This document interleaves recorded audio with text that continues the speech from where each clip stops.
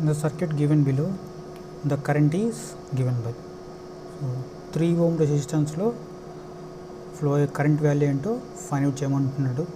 So వచ్చేసి ఏం చేస్తున్నామంటే మనం ఇక్కడ నోడల్ అనాలిసిస్ అప్లై చేయొచ్చు, లేదంటే మెష్ అనాలిసిస్ అప్లై చేయొచ్చు.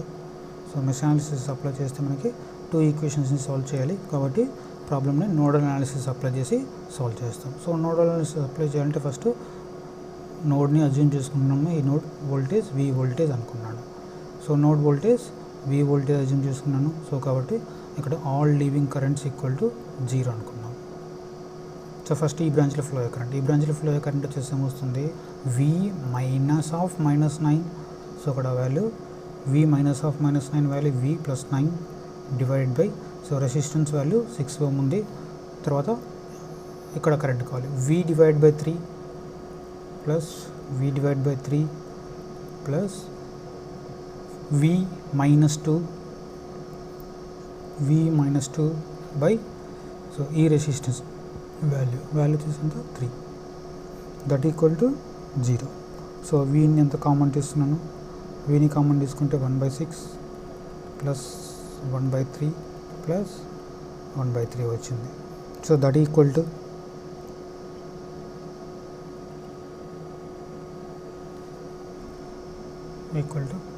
ప్లస్ 9/6 ఉంది, ఇటుపక్క వెళ్తే -9/6. సో ఇక్కడ -2/3 అవుతుంది ప్లస్ 2/3. సో ఇక్కడ ఎల్సిఎం 6ని ఎల్సిఎం తీసుకున్నాను.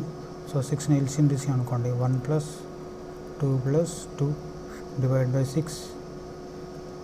సో నెక్స్ట్ ఇక్కడ కూడా 6 ఎల్సిఎం తీసుకుంటున్నాను. -9 ప్లస్ 4/6. సో ఇక్కడ 6 cancel. So V 5 that equal to -5. So ఇక్కడ నుంచి క్యాన్సిల్ చేస్తే వాల్యూ -1 వస్తుంది. So voltage V equal to ఎంత వస్తుంది వాల్యూ -1. సో నోడ్ వోల్టేజ్ -1 వచ్చింది. మనకేం కావాలి, ఫ్లో అయ్యే కరెంట్ వాల్యూ కావాలి. సో ఇందులో ఫ్లో అయ్యే కరెంట్ వాల్యూ కావాలి.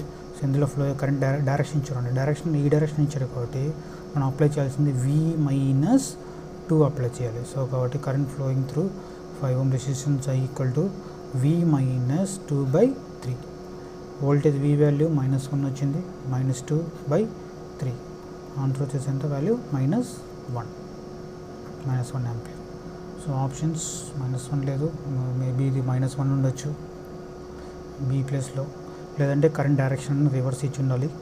కరెంట్ డైరెక్షన్ రివర్స్ ఇస్తే అప్పుడు ఏమవుతుంది 2 - V వేస్తాము, అప్పుడు 2 - 1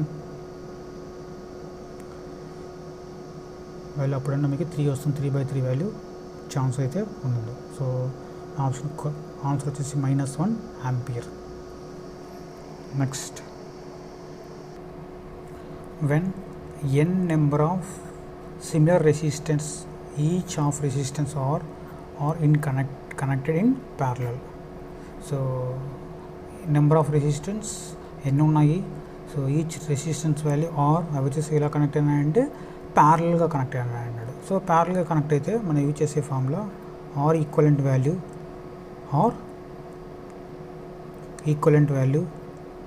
when connected in parallel value వచ్చేసి ఏముంటుంది R/N. So resistance divide by number of resistance ఎన్నైతే ఉన్నాయో ఆ వాల్యూ వస్తాము. ఇది వచ్చేసి ఏంటి కనెక్టెడ్. సో ఆ వాల్యూ వచ్చేసి ఏమన్నాడు R అన్నాడు. సో ఈక్వలెంట్ కాదు వర్డ్, R వర్డ్ యూజ్ చేయాలి. నెక్స్ట్ ఏం చేస్తున్నాడు, if these resistance are connected in series then total resistance. So same రెసిస్టెన్స్ని ఏం చేశాడు, అగైన్ సిరీస్లో కనెక్ట్ చేశాడు. సిరీస్లో కనెక్ట్ చేస్తే టోటల్ రెసిస్టెన్స్ ఎంతో కనుక్కోమంటున్నాడు. So R equivalent resistance when connected in series. So సిరీస్లో కనెక్ట్ అయినప్పుడు యూజ్ చేసే ఫామ్లో వచ్చేసి N/R, ఎందుకంటే R1 + R2 + and so on add చేసుకుంటూ వెళ్తాము. అన్నీ సేమ్ కాబట్టి N టైమ్స్ ఉంటుంది, N/R వస్తుంది. సో కాబట్టి వచ్చేసి ఏం చేయాలి, ఆన్సర్లో మీకు అన్ని క్యాపిటల్ R ఉన్నాయి, స్మాల్ r లేదు. క్యాపిటల్ R అంటే ఏంటి, ప్యారల్ కనెక్షన్ యొక్క ఈక్వలెంట్ వాల్యూ. కాబట్టి వచ్చేసి ఏం చేస్తున్నాను నేను ఇక్కడ వాల్యూని స్మాల్ ఆర్ని రీప్లేస్ చేయాలి. స్మాల్ ఆర్ని ఎలా రీప్లేస్ చేస్తామంటే, సో ఈ ఈక్వేషన్ నుంచి మనకు so R equal to N/R వస్తుంది. కాబట్టి వచ్చేసి ఏం చేయాలి, ఇక్కడ ఈ ఆర్ని సబ్స్టిట్యూట్ చేయాలి, ఎందుకంటే ఆప్షన్స్లో స్మాల్ ఆర్ లేదు, క్యాపిటల్ R ఉంది. సో కాబట్టి N ఇంటూ స్మాల్ ఆర్ ప్లేస్లో వచ్చేసి ఏం చేస్తున్నాను, N/R capital R. So N square into R. ఈ ఆర్ అంటే ప్యారలల్లో కనెక్ట్ చేసినప్పుడు వచ్చే equivalent value. So R equivalent when connected in series equal to n square into r. Option C. Next, the combined inductances of two coils are connected in series is 0.6 Henry, 0.1 Henry. So two inductances in series లో connect చేస్తే value effective value 0.6, 0.1 ఇచ్చాడు. అది ఇలాంటి depending upon their relative directions of current, mutual aiding or mutual opposing base చేసుకొని. Next ఇంకేం చేస్తాడు, if one of the coil has self inductance of 0.2 henry then the self inductance of other coil అంటే అడుగుతున్నాడు. So ఇచ్చిన data వచ్చేసి ఏమి ఇచ్చాడంటే మనకు, so combined series aiding or series opposing ఏదైనా ఉండొచ్చు. సో సిరీస్ ఎయిడింగ్ అనుకున్నాం అనుకోండి. So L1 plus L2 plus 2M equal to 0.6 వాడే ఇచ్చాడు 0.6 అనేది. నెక్స్ట్ సిరీస్ అపోజింగ్ ఉన్నప్పుడు L1 plus L2 minus 2M equal to 0.1. L1 L2 వచ్చేసి self inductance, M mutual inductance. ఇంకా ఏమి ఇచ్చాడు data, L1 equal to 0.2 henry అన్నాడు, వాడే ఇచ్చాడు. అయితే ఏం కనుక్కోవాలి మనము, L2 వాల్యూ ఏంటో ఫైండ్ అవుట్ చేయాలి. సో జస్ట్ మ్యాథమెటికల్ ఆపరేషన్స్ అంతే, చాలా సింపుల్గా ప్రాబ్లమ్ మనము సాల్వ్ చేయొచ్చు. సో టూ ఈక్వేషన్స్ని అబ్జర్వ్ చేశారనుకోండి, ఈక్వేషన్ 1 అండ్ ఈక్వేషన్ 2. సో మనకి ఏం కావాలి, L2 కావాలి. వచ్చేసి ఏం కావాలి మనకు, L2 వాల్యూ కావాలి. L2 వాల్యూ కావాలి కాబట్టి సో రెండింటిని మనం యాడ్ చేసామనుకోండి. సో ఈ రెండింటిని, సో ఈ 2 పారామీటర్స్ని యాడ్ చేస్తే ఏమొస్తుంది, 2M అనేది క్యాన్సిల్ అయిపోతుంది. L1 L2లో మనకు ఈక్వేషన్ వస్తుంది. కాబట్టి వచ్చేసి ఏం చేస్తున్నాను, 1 + 2 చేస్తున్నాను. 1 + 2 చేస్తే ఏమొస్తుంది వాల్యూ, 2L1 + 2L2. సో ఈ 2 వాల్యూస్ క్యాన్సిల్ అవుతాయి, దట్ ఈక్వల్ టు 0.7 వస్తుంది. ఇక్కడ నుంచి ఏం చేయొచ్చు మనం, 2ని కామన్ తీసేయచ్చు. 2ని కామన్ తీస్తే L1 + L2 equal to 0.7/2 value 0.35 henry. L1 + L2 వచ్చింది. మనకు ఆల్రెడీ ఏం తెలుసు, L2 వాల్యూ ఏంటో L1 ఇచ్చాడు, వాడే ఇచ్చాడు. L1 ఈక్వల్ టు ఎంత ఇచ్చాడు, 0.2 హెన్రీ అన్నాడు. కాబట్టి L2 equal to 0.35 minus L1, 0.35 minus 0.2 that equal to 0.15 henry. So 0.15 Henry, option C. Next problem.